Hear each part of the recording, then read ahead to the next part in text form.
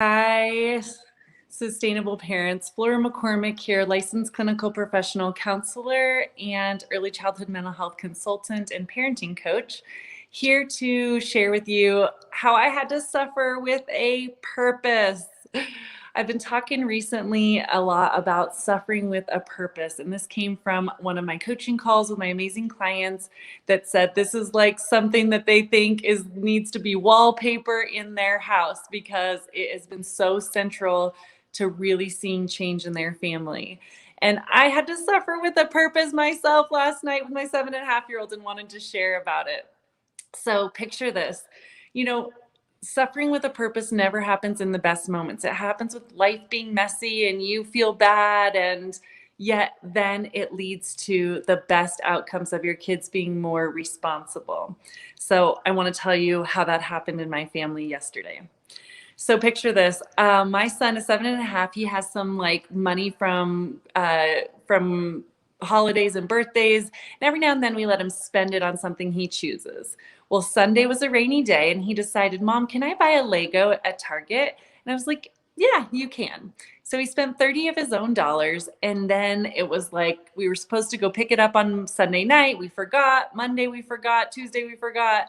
Finally, yesterday, he says, "Can we go get it right now? We have an hour left between dinner and bedtime. We only live like 10 minutes from Target." And so I say, "Sure, let's do that. We're just hanging out, we're having a nice evening." But I also have been trying to start my raised garden in my backyard. I wanted to get some new raised beds to be able to have vegetables growing for the summer.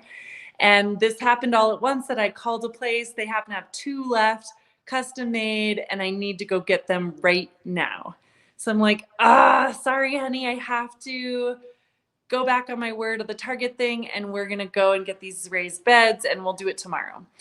So then, as we're pulling out, I've already disappointed him. I look over and I see his bike and helmet and backpack sitting on the sidewalk. And I'm like, we have been struggling with this for weeks. He started to ride his bike to school. He would come home, he would leave it out, and I'd remind him. Finally, I was like, "No, I'm going to make a plan with you, agree in advance. Here's the deal, buddy. If you leave it out, you don't put it away, you lose 30 minutes of your weekend video game time." We had agreed on that. So here we are backing out of the driveway to go to me needing my raised beds. I feel bad about it. And I look and I see, and I'm like, so we got to follow through. And I'm so tempted to not, and to just be like, "Okay, I'm going to put them away just because I know you're bummed that you're not getting your Target thing." But that would be suffering in circles. Then he would not learn the lesson that I mean it, that that it's important when we've agreed on something that that's what we stick to. And like going back to the Target thing, that was like impromptu, and we made a plan already of how we were going to take care of that the next day as we're backing out of the driveway. But I just want to say I've been there. I know it's so easy. You can feel bad to want to follow through, but I said, "Oh, buddy, this is so sad that you lost that privilege."